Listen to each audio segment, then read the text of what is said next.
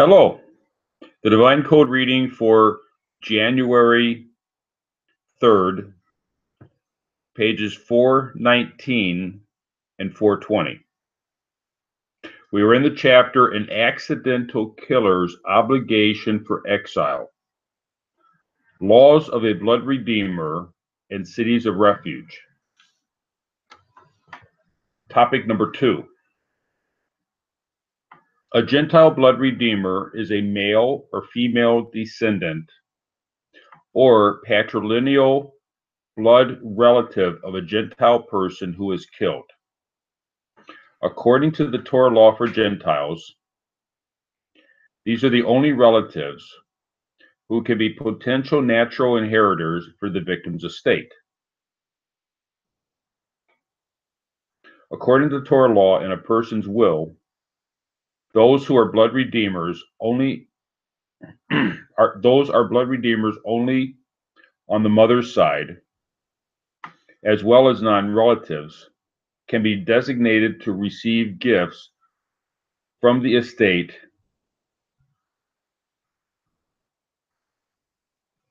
before the balance of the estate is divided among the natural inheritors. I'm sorry, those who are blood relatives only from the mother's side. So the descendants,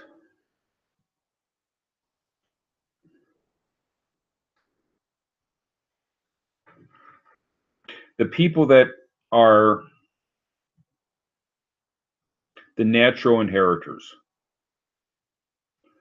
other people can receive inheritance, but they receive the inheritance as gifts, not as it's not considered an inheritance. The concept of an inheritance goes beyond the physical. It goes into more of a, the family name, the family existence is what is understood as an inheritance. Whereas people can write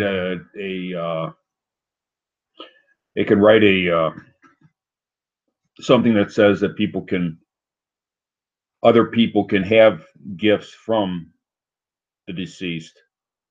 It's only the people that are considered the inheritors, the essence of the person's lineage, that would be considered in the case of a blood redeemer. This parallels the Torah laws for Jewish inheritors and Jewish blood redeemers of the Jewish person. So Rabbi Zalman Nehemiah Goldberg notes that although for Jews the law of blood redeemer is limited to those who Torah law defines as potential natural inheritors for the Jew who was killed, it is unclear whether this limitation applies to Gentiles as well. Because in the Jewish law, the inheritance involves land. And there's a concept of the land that it reverts back to the proper inheritors at the time of the Jubilee. And this concept does not go directly over with the non-Jews, because the non-Jews do not have the same level of connection with the land.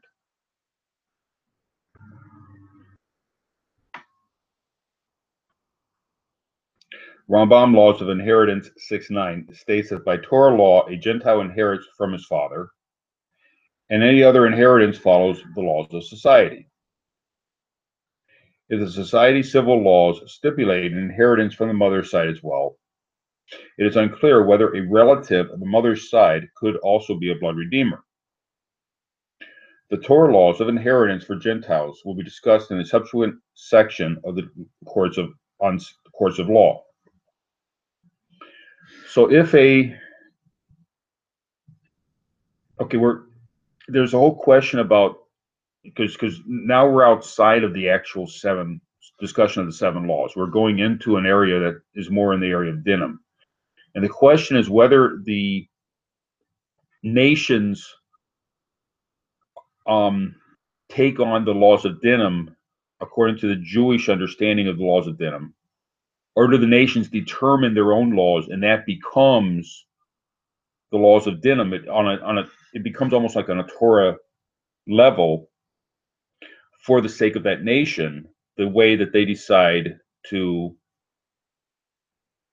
establish the courts of law, establish the dinim within their society. So these are the two different ideas, and it's a major question that's we'll go into more at that the next edition of the Divine Code when the laws of dinim are included.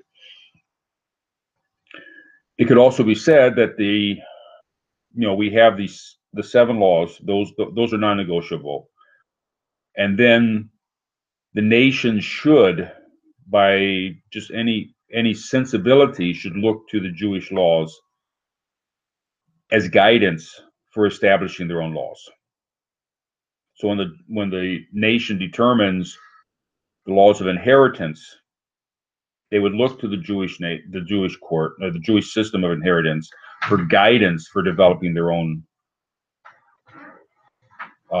system, and that would be considered Torah for their country. So if that might be considered, if they look for guidance, but then they don't exactly follow it, would the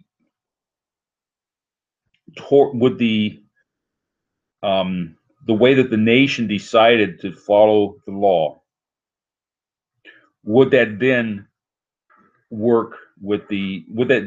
redefine who can be a blood redeemer based upon how the individual nation determines the laws of inheritance? And that's apparently an open question. Now, the laws of the blood redeemer would also, as we're going to see later today, the laws of the blood redeemer also require the courts of law to allow it. And most countries do not allow a blood redeemer. I'm not aware of any country that allows a blood redeemer. There might be some, but I'm not aware of it. So, in a certain sense, these are purely theoretical halakkas that we're studying right now regarding the blood redeemer. It's not something that a person would not have permission because of this to go out and be a blood redeemer if the country says, no, you're not allowed to do that. So the country does have the ability to adjust the laws of dinim according to how they see fit, as long as it fits the 7 laws, the basic 7.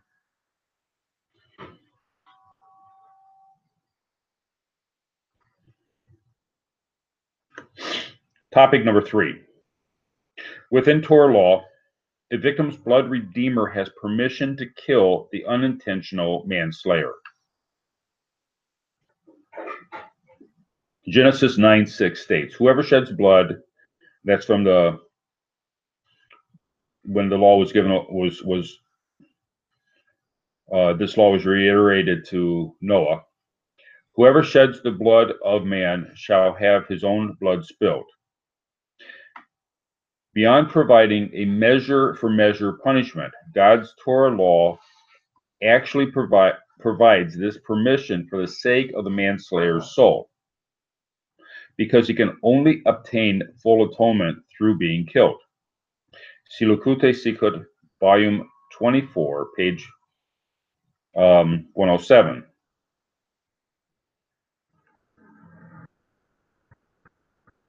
However, this may conflict with the cultural norm in a society, and the laws of the government may permit or forbid any application of the blood redeemer concept. So there's an idea in the Torah that ultimately the person's soul is redeemed. The manslayer's soul who accidentally kills someone, his ultimate redemption for that is through the shedding of his own life. Now, it could be said that he might have 50 years ahead of him that he's going to be repenting. Cain repented, and Cain lived a long life. He eventually died, and that was the ultimate redemption for a soul. I mean, everybody's going to die. So the question is, will we prepare ourselves in the direction that when we do die, that'll provide a redemption for whatever needs redeeming. So in a sense, ultimately it does, the blood redeemer helps the person, but on the other hand, since the person's going to die anyway, everybody does. It would be better that the person goes to the city of refuge, or they go into the symbolic exile, where he repents, works on his life, and becomes a better person, so that when he does eventually pass away, that'll provide the atonement.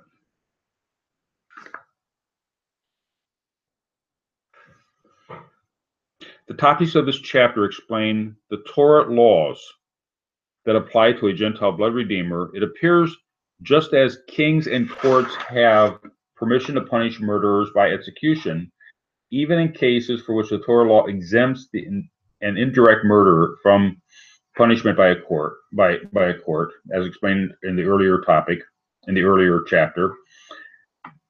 They also have permission to decide not to allow a deliberate or accidental murderer to be killed by a blood redeemer, if they see this as a proper way to establish a society.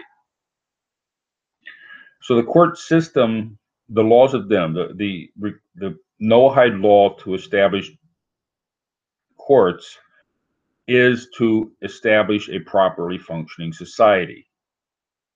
That's the imperative that it's working towards.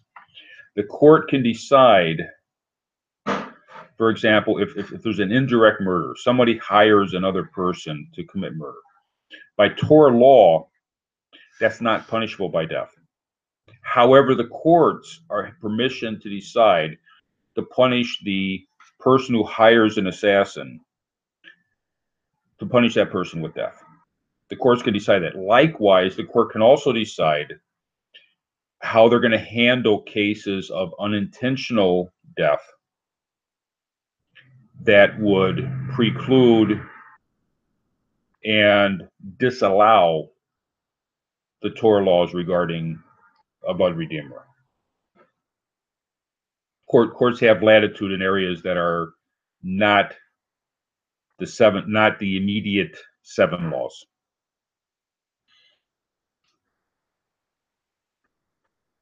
Topic number 4. If 2 people acting together committed manslaughter by mistake, the blood redeemer of the slain person may kill both of them. This applies when 2 people were each fully involved in the action that led to the unintentional manslaughter, as explained above in chapter 1, topic 21. If both acted intentionally, they are both liable to receive capital punishment. Therefore, if they acted unintentionally, the blood redeemer has permission to kill both of them. So if both people were involved in the action that accidentally led to a person's death. Now, this is where there's a certain measure of negligence. If 2 people were pushing over a tree and they're not aware that someone is standing on the other side of the tree, the 2 people are both they're intentionally pushing over the tree. Therefore, both people were both involved in causing the accidental death. Then, however the laws of the accidental death works in the case of the blood redeemer or through the courts, both would be responsible for the accidental death. Topic number 5. Even if the blood redeemer is unable to kill the manslayer on his own, it is an obligation for him to pursue the manslayer and bring him to justice if it is a case of intentional murder.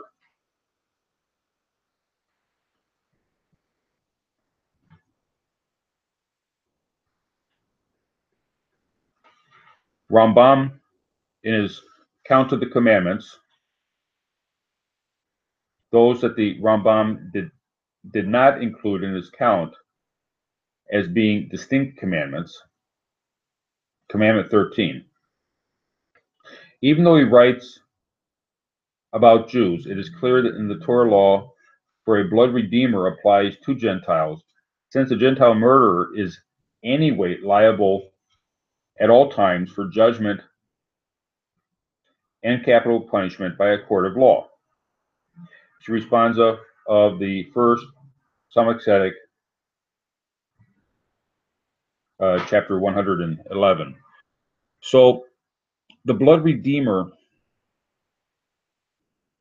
even if he's not, the blood redeemer is not going to kill the person for whatever reason. He still has a responsibility to see that the person comes to court. He has a responsibility to advocate for justice in this case. And that might be more of a modern day application because we don't have he's prevented,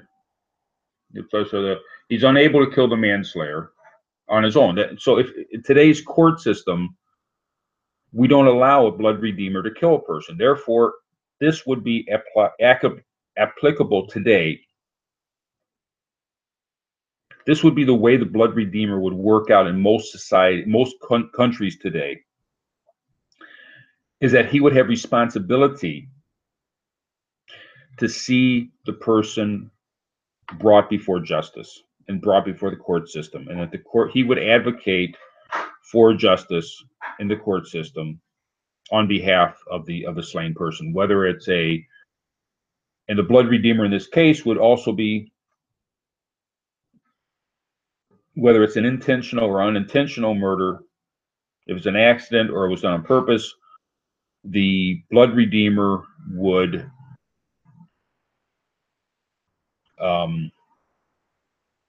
be fighting for the slain person in court. Thank you.